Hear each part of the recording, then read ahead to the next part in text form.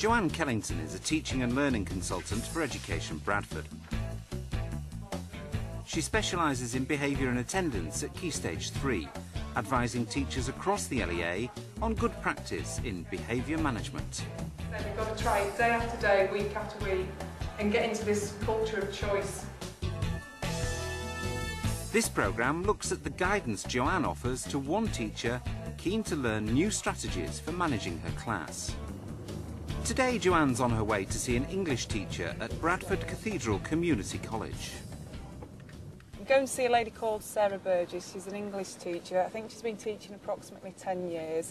Very passionate about teaching, always open for new ideas and trying new strategies out. I worked with her last year with the Year 11 group, and it proved to be quite successful. So she's asked me to come in to see a low ability Year 8 group, a lot of special needs in the class, a lot of different issues, behaviour issues, learning difficulties, etc, etc. And she wants me to come in and just do an observation and see if we can plan some strategies that might actually work as they did with the Year 11 class. Sarah Burgess is an experienced English teacher and a special educational needs coordinator in a school that's recently come out of special measures. Can you open them out? You can go in a minute. She's looking for reassurance and has asked Joanne to help fine-tune her behaviour management skills. Did you make it up? Right, how did it start then? Matthew, how did it start? I've been teaching for 15 years. I think a lot of things have changed in that time regarding the way students behave, and I've had to learn a lot of strategies along the way to learn how to deal with students that provide challenging behaviour. What I'd like Jo to help with today are the listening skills of the class as a whole, and some individuals, they do behave well a lot of the time. It's just when it goes wrong, a few more tips on how to keep it going well all the time. Right, we're going to look at a Year 8 group this That's time, right, aren't we? 8S. 8S. I've got a list of the names here, and these are the levels that they've achieved. Right. It is actually a special needs class. There's a large amount of students in there with statements for special educational needs. So they've got learning difficulties, behavioural difficulties. In a typical lesson, which behaviours do you find the most challenging from this Year 8 group? There's general chatty type of behaviour that you get. That's a big one. That's a big feature where you can't always explain what you need to explain because someone's chatting, so that's kind of mid-level, low-level kind of stuff. And then there's people that can't keep still, this physical stuff, that's the other type. The tapping and the general fidgeting. Yeah, there's at least 2 students that have that kind of difficulty. Right. What would you like to see happen in this group in terms of behaviour? I think the listening skills is the thing I'd most like them to improve as a class, perhaps. Getting whole class attention? Yeah. I'm going to come in next lesson and watch this Year 8 group, similar to how I came in and watched the Year 11. Right. And then if I can make any suggestions or maybe set 1 or 2 targets at the end of the lesson, and then I'll come back in a few days' time and we'll try and put some strategies into place, see if we can make any impact. Joanne will be observing Sarah teaching a scene from Romeo and Juliet. Right. We'll start, guys. OK. That's not a very good start, is it? Miss Kellington, by the way, she's from Education Bradford, and she's going to work with me and you for a few lessons just to see if she can help us learn any better, basically. She's going to be particularly looking at behaviour. Is that something that needs to go away? OK, right. What we're going to do today is this, OK? Yeah? Matthew. He's clearly a man. Well done, because he's got a man's name, hasn't he? Can you keep your ruler down, please? Keep it on the table. Thank you. Lisa, off we go. Sorry, do you mind if we read that again? Because I didn't quite hear that. Are you ready to listen, guys? Right, Lisa. And break the coach be like a tackled steer. Hang on, what stair? What does that word mean to you? Stairs. Stairs, correct. So how can you make rope into stairs? Oh, one of them ropes where you climb up. A rope ladder, brilliant. So he's arranged something quite naughty here, hasn't he? You've got to bring some rope that I'm going to make a rope ladder with, and then I will go and get Juliet. This is probably one of the most challenging classes that I teach, and it's definitely my favourite, which I constantly tell them. I think that's because of the progress they've made and the difficulties they've got and the relationship we've got. Thank Thank you, beautiful. There's a massive range of difficulties which we put under the umbrella term behaviour. And I think part of the work that I'm doing as Senko and with Joanne supporting me is to try and unravel some of those strands so that we can get the best amount of support and help for the students, because they come here to learn and it's our job to teach them. This is the original Shakespeare and you are reading it.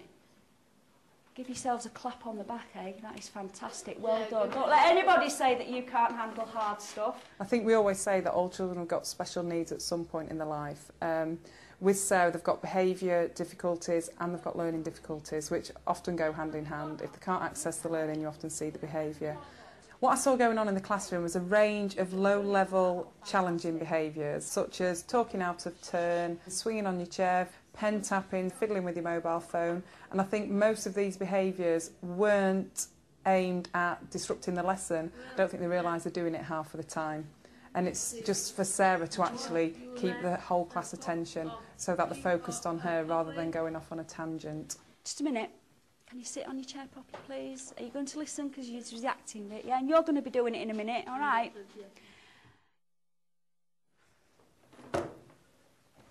I'll go through what I saw. Like I said, I think you're fantastic at building up their self-esteem. Now, these kids, like you said, a lot of them have got special needs, and I imagine most of them have got very low self-esteem as well. But you're building on it all the time. You use positive language, you use language that motivates them. Everything you'll say, that's fantastic. You don't just leave it at that, though. You say, that's fantastic because, and you tell them why they're doing something really well. I think that's something that we've been encouraged to do as well, because it was one of our features for coming out of Ofsted, not just give empty praise, justify it, because it's too easy to say it's brilliant. That's ace, isn't it? Yeah. In the church, well done, Wackas, that's brilliant. That's exactly where I was going with that. You've got a passion for teaching children as well. That is the big difference when it comes to behaviour management. But you teach positive behaviour as well. You're doing it all the time, and you probably don't even recognise you're doing it. You know the guy, the little boy at the front, and he was tapping, wasn't he? That's right, they're very concerned about your future, aren't they? He just accepted that you were taking them away. And again, a lot of people can learn from that. Maybe give them more merits. Yes, I need more rewards, because I think they'll do anything for you. That might impact on these two boys here. I'd maybe even get one of your TAs to work with them tomorrow. They don't like writing. And I did sit with them for 5 minutes and I said, come on, well, let's just practice it verbally, and quite childish behaviour. Did they say they'd do it tomorrow? I think they did, They did. You two listen, because it'll be your turn tomorrow. So maybe use, what's the name of the teaching assistant, the blonde? Miss Coleman. I think maybe if she spent a bit of time with them tomorrow and actually gets something out of them too. What do I need to take? Flowers. At the end you were saying hands up if you want to answer a question. If you say to them, right, as of this lesson, if you want to say something, can you just put your hands up? And you'll do it in such a lovely way, not really, this is how it's going to be.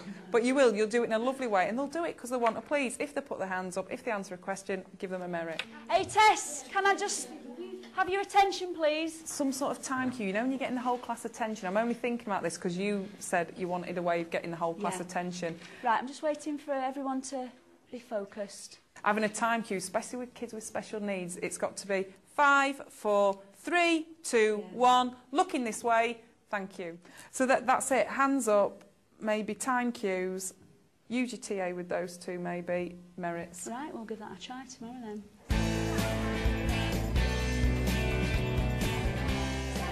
It's the following day and Joe has returned to see how Sarah gets on. Right guys, we're looking at the nurse's message again. Tell me a word that could describe the nurse. Can we have hands up, please? Yes? Thank you for putting your hand up. She's certainly old. Anybody else? Hands up, please. Let's have hands up. Lisa, and talking. What about her talking? What I would like to see her doing is focusing the teacher assistant on those pupils who are going off task. Would you work with Wackas today, please? Because who was your partner yesterday? Me, Asif, right. If you could help Asif and Wackas. Teacher assistants can be the most valuable resource that there is available to teachers in the classroom, and they need to be used effectively. They need to be spoken to in the staff room. They need to be part of the lesson plan. You need to share your objectives with them. You need to talk about the children. They are a valuable asset to the classroom. And if they can use them effectively, I think they'd see a massive impact on the behaviour of the group. Darryl, they just sort of like thought about it. So, decide between yourselves, who's going to be Juliet, who's going to be nurse? Time cues are a good strategy to use if they're visual and vocal. I'm going to count you in. Are we ready, guys? I'm going to count down. When I get to 1, you're quiet and ready. 5, 4, 3, 2. Wow, 1. That was lovely. Well done. Thank you. I think it's nice to do with a countdown as well as a visual signal, so that those who are on task, and if they're not actually looking at the teacher, they can hear the countdown, and it just gives them a little bit of time to come round. When she gets to 1, hopefully, if she teaches them what she wants them to do, all eyes should be looking at her. He doesn't have many manners, but he's gentle enough. Oh, do what you want. Have you had dinner? No, I knew all that before. What did he say about marriage? Lord, how my head aches. What a head I've got. It beats as if it would break into 20 pieces. Oh, my back. At the other side, oh, my back. Sarah also needs to look at how she finishes the lesson off, because she needs to finish it off in an orderly, controlled manner. And this can impact on behaviour in the next lesson as well. So it's about all staff working together to develop that consistency regarding behaviour. Can you go and get me a book, Darryl, please? I'd like you to put the chair under you. Can everyone put the chairs under? You can go when the chairs are out. What I would suggest to Sarah is at the end of the lesson, she gets the children to put the chairs underneath, they tidy the equipment away, either they put it to the end of the desk, again in an orderly manner, not just throwing the books down the table, stand behind the chairs and then let them leave row by row. As children become more challenging, teachers do need more strategies, and it might be revisiting old ones, developing new ones, or actually sharing ideas, having some sort of forum in schools where teachers can talk about what works for them, what works for others, what works with Joe blogs, etc. Just a chance to actually talk about behaviour. It needs to be high on the agenda. I don't think there's one teacher out there who will say that they've never been in a situation where they've felt uncomfortable regarding behaviour. We've all had different challenges, and there's always new ways of dealing with it. I've worked with you with the Year 11 group, and I've done 2 observations with this Year 8, and you have got a very wide range of strategies that you use. And I like the way you choose different strategies to use with different children, because one strategy does not fit all, as we know. That's right. And I think if you try a strategy and it doesn't work, you've got something else up your sleeve. And it's like you've got a behaviour plan in your head. You know before you walk in this classroom how certain individuals are going to behave, and you're being very proactive. The only advice I'd finish off with is merits. Yes. Because you've got everything else sorted. Yeah, just reward them. And I think they're a lovely group, and they're doing really well for you. That's great. And more importantly, you're doing really well for them as well. Thank you. Thank you very much. It's been excellent. Brilliant. See you later, Sarah. See you later. Bye.